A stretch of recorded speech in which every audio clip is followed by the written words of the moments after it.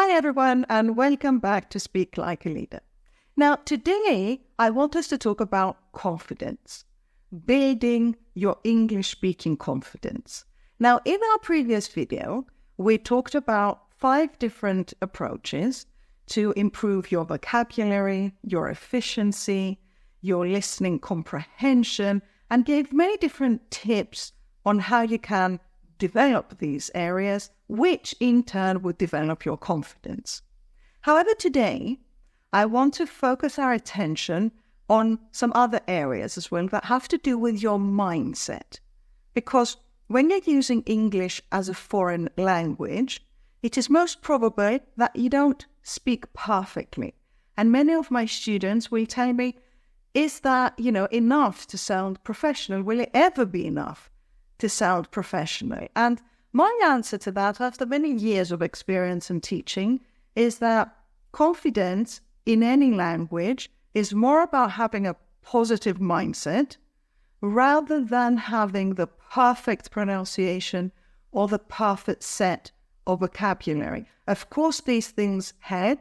Of course, these things are tools that you can use to move in the right direction. But it's all about being positive, feeling that I am able to answer any given question you throw at me, and I'm going to be able to insert myself in any conversation that we have.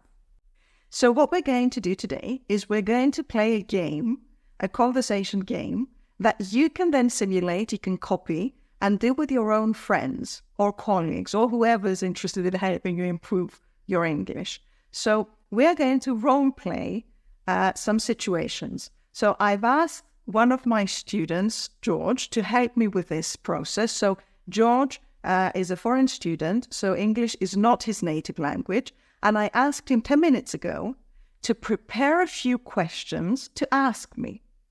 So we're going to do this today. I haven't seen these questions. The first time I'm going to see them is right now. And I'm going to try to find ways to answer them in a way that sounds confident. And you see that it's not just a matter of vocabulary or pronunciation. It's about how ready am I psychologically to put myself into any situation and take some risk. Okay, so what I have to keep in mind is what are going to be my introductory sentences. So what am I going to start with? I'm going to have some sentences prepared so that they give me some time to think about the question. Okay. And I'm going to have to try to use pauses strategically. So I need to be able to give myself some time by pausing in the beginning or within the answer so that I can think a little bit in a way that sounds professional. Okay, so here we go. I have George with us today. Hi, George. It's nice to have you here. Good. So how are you feeling about this game? Excited. I'm glad to hear that. So are you ready? Have you prepared some questions?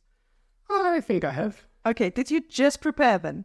Just it. Have I seen them? Nope. Okay, all right. So are we ready to start with question number 1? Yes, we are. So, what was your favorite hobby as a teenager? Okay, that's actually a very interesting question. I have to think about my teenage years, go back a little bit.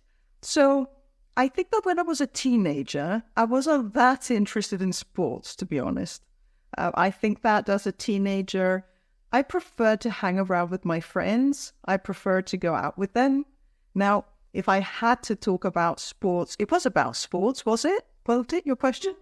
Necessarily. Could be any hobby you prefer. Okay, so talking about hobbies, I liked horse riding. I loved horse riding because it's something that you can do outdoors.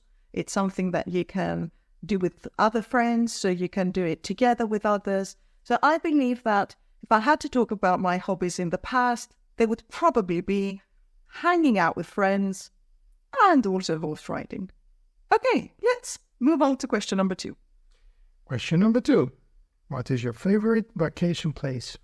My favorite vacation place?